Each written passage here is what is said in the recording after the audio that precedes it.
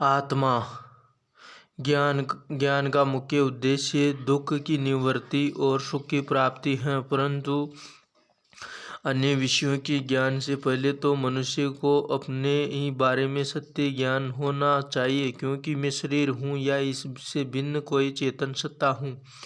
मैं कौन हूँ, कहाँ से आया हूँ, मुझे जानना कहाँ है, ये संसार रूपी खेल क्या है, क्या इसका कोई रचयिता है, उससे तथा अन्य मनुष्य से मेरा क्या संबंध है। इन सभी बातों को जानने बिना मनुष्य अज्ञानवश उल्टे कर्म कर बैठता है और उसके परिणाम स्वरूप दुख तथा अशांति पाता है। हम देखते हैं कि जब मनुष्य स्वयं को देह मानता है तब उसमें स्त्री पुरुष का भान पैदा होता है और तभी उसमें काम विकार उत्पन्न होता है। देह के आधार पर ही वह अपने सगे संबंधी और प्रायों में भेद करता है और इससे उसमें मोह उत्पन्न होता है और जिनसे उनका मोह हो उनके तथा अपने लिए वह लोभ भी करता है और उसकी पूर्ति न होने पर उसे क्रोध आता है। फिर जब उसके पास कुछ धन इकट्ठा हो जाता है तो वह धन का या तो दैहिक बल या मित्र संबंधियों की संख्या अथवा उनकी प्रतिष्ठा का अभिमानी होता है। इस प्रकार स्वयं को देह मानने से ही तो मनुष्य विकारधीन होकर दुखी तथा अशांत होता है। अतः मनुष्य को शांति और सुख तभी हो सकता है जब वह निर्विकार हो। वह निर्विकार तभी बन सकता है जब वह शरीर से भिन्न आत्मा की सत्ता को जाने माने तथा उसमें स्थित हो। इसलिए गीता के भगवान का एक मुख्य उद्देश्य मनुष्य को आत्मा के स्वरूप में स्थित करना है, क्योंकि आत्मनिष्ठ होना ही सर्वधर्म में स्थित होना है और स्वयं को देह मानना अर्थात स्त्री पुरुष बच्चा बूढ़ा काला गोरा इत्यादि मानना परधर्म में स्थित होना है। इस परधर्म में अथवा प्रकृति के धर्म के स्थित होने से ही मनुष्य को भय होता है और सब धर्म में स्थित होने से आत्मा का कल्याण होता है। अतः कल्याणकारी परमपिता परमात्मा ने देह और आत्मा का भेद बताते हुए बार बार ये समझाया है कि हे वत्स, देह अभिमानी को छोड़कर देही की स्थिति हो, क्योंकि आत्मा में स्थित होने वाला ही योगी है।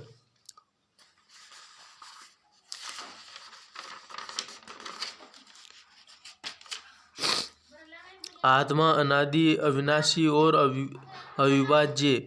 इसी उद्देश्य को लेकर भगवान ने समझाया है कि हे वत्स, आत्मा और प्रकृति दो अनादि अलग अलग सत्ताएं हैं। शरीर प्रकृति का बना है, इसे क्षेत्र कहते हैं। आत्मा क्षेत्रज्ञ है। देह रूपी पुरी में रहने वाला आत्मा पुरुष है। इस पुरी के 9 द्वार हैं। आत्मा को केवल ज्ञान चक्षु द्वारा ही देखा जा सकता है, चरम चक्षु द्वारा नहीं, क्योंकि चरम चक्षु द्वारा तो केवल प्रकृतिगत पदार्थों को देख सकते हैं, जबकि आत्मा प्रकृति से भिन्न दिव्य अव्यक्त चेतन सूक्ष्म अति सूक्ष्म दृष्टा है। इस आत्मा का ना कभी जन्म होता है, न ही कभी इसकी मृत्यु होती है।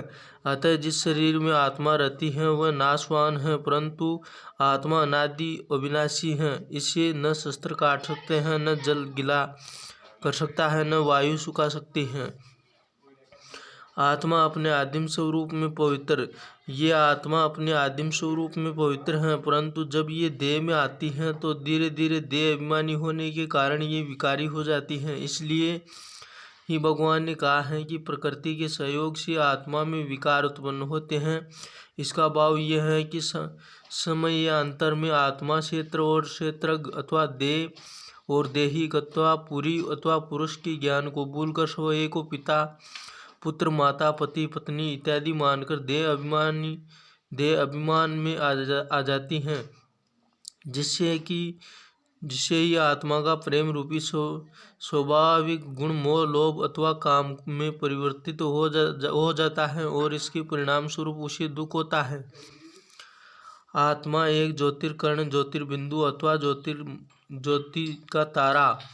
आत्मा अव्यक्त और अचिंत्य है, अर्थात एक ज्योतिर्बिंदु है। ये विभु अथवा सर्वव्यापक नहीं है। यद्यपि प्रतीत होता है कि आत्मा सारे शरीर में व्यापक है, तथापि ऐसा नहीं है। इसलिए भगवान ने कहा है कि जैसे सूर्य आकाश में स्थित होकर जगत को प्रकाशित करता है, वैसे ही आत्मा बुर्कटि में विराजमान होकर देह को सकाश देती है। आत्मा के बुकटी में स्थित होने के कारण ही भगवान ने कहा है कि अंत्य समय में योगियों की चेतना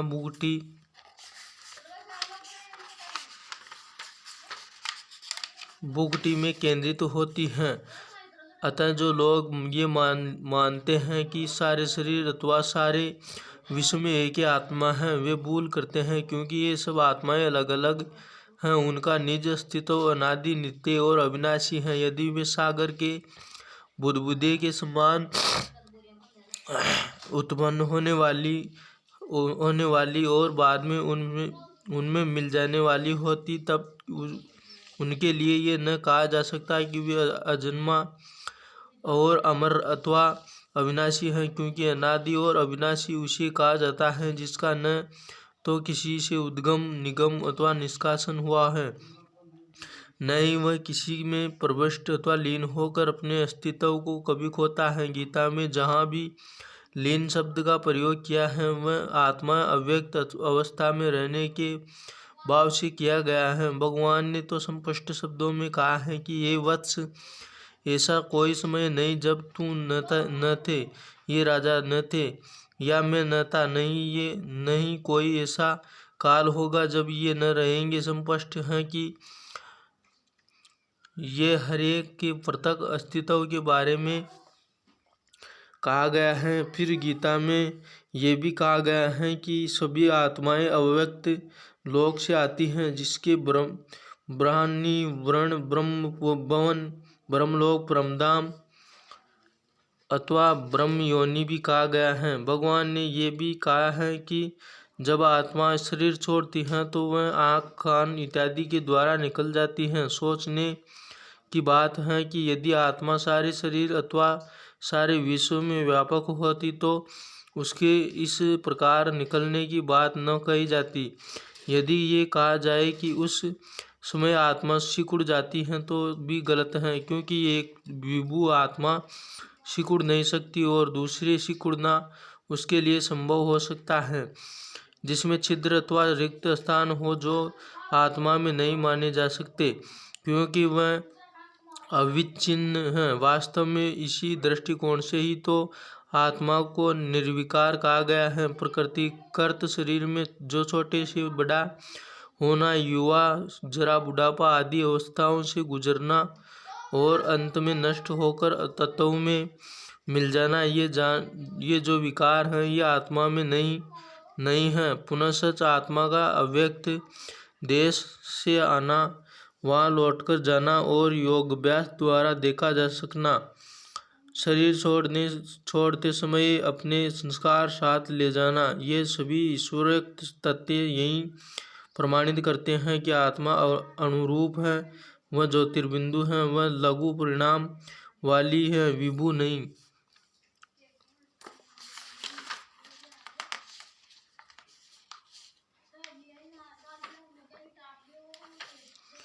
आत्मा परमात्मा से अलग है। श्रीमद् भगवद गीता इस नाम से ही स्पष्ट है कि भगवान अलग हैं और आत्माएं अलग हैं। भगवान वह हैं जो जिन्होंने ज्ञान दिया और आत्माएं वे हैं जिनके लिए ज्ञान दिया गया। भगवान धर्म की स्थापना करने वाले और आत्माएं धर्म का पालन अथवा उल्लंघन करने वाली हैं। भगवान योग सिखाते हैं, आत्माएं योग का अभ्यास करती हैं अथवा योग से विमुख होती है या भक्ति करती हैं। आप देखेंगे कि भगवान के ऐसे अनेक महावाक्य हैं जिनसे स्पष्ट होता है कि आत्मा का अस्तित्व परमात्मा से सदा पृथक होता है। उदाहरण के तौर पर गीता में कहा गया है कि हे वत्स, इस संसार में दो प्रकार के पुरुष हैं, सर और अक्षर। परमात्मा अक्षर पुरुषों में से सबसे उत्तम पुरुष का नाम है। पुनः ये कहा गया है कि परमात्मा परम पुरुष हैं, पुरुषोत्तम हैं अथवा देहधारियों में श्रेष्ठ हैं। स्पष्ट है कि और भी बहुत सी आत्माएं हैं जब भी तो परमात्मा को उत्तम पुरुष, परम पुरुष अथवा पुरुषोत्तम की संज्ञा दी गई है, जो कि तुलनात्मक है। फिर भगवान ने ये भी कहा है कि मुझसे बड़ा कोई नहीं है। अन्य सभी तो सत्व रज तमो तीन सतो रजो तमो के अधीन होते हैं, परंतु जो इनसे अतीत मुझ भगवान को अव्यभिचारी प्रेम से याद करता है, वही इनसे ऊंचा उठता है। साथ ही भगवान ने यह भी समझाया है कि हे वत्स, एक मेरी ही शरण लेने से मनुष्य आत्मा माया को पराजित कर लेती है। इसलिए हे वत्स, तू मेरा ही आश्रय ले और मुझ ही से प्रीत कर। इन महावाक्यों से प्रमाणित है कि आत्माएं अनेक हैं। वो परमात्मा उन सबसे अलग और श्रेष्ठ हैं। गीता में पदे पदे ऐसे शब्द, श्लोकांश और श्लोक मिलते हैं जिनसे इस बात में कोई संदेह नहीं रह जाता कि आत्मा और परमात्मा दोनों ही की अलग सत्ताएं। आत्मा पुत्र और परमपिता पिता। उदाहरण के तौर पर भगवान ने कहा है, कर्म अकर्म विक्रम क्या है, इसकी व्याख्या मैं करता हूँ। मनुष्य कर्म की गहन गति को नहीं जानते। आत्मा तो अज्ञानवश कर्म कर लेती है। परमात्मा को कर्म का लेप नहीं लगता। इसका भाव ये हुआ कि आत्मा को लगता है।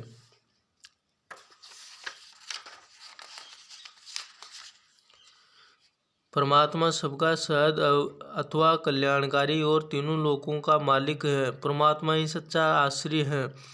जो उनसे ठीक प्रकार से योगयुक्त होने का अभ्यास करता है, वही परम गति को प्राप्त होता है। जो परमात्मा को याद करते हैं वे ही सर्वोत्तम योगी है, और जो भगवान को नहीं बचते वे नरों में अधम असुर माया अपहत हैं। क्या इन वाक्यों से ये सिद्ध नहीं होता कि परमात्मा सदा अलिप्त ज्ञान का सागर, विश्व कल्याणकारी, सब आत्माओं में परम और तीनों लोकों में सर्वमान है, जबकि आत्मा कर्मों की गहन गति को न जानने के कारण अज्ञानतावश आसुरी कर्मों में प्रवर्तित होती हैं, दुख सुख भोगती हैं और अपने कल्याण के लिए परमात्मा पर आश्रित रहती हैं। क्या इससे ये निष्कर्ष नहीं निकलता है कि जब परमात्मा अवतरित होकर उसे योग की शिक्षा देते हैं, तब उसके द्वारा ही वह पुनः पतित पावन बनती हैं और वापिस लौट सकती हैं। अगला टॉपिक कल।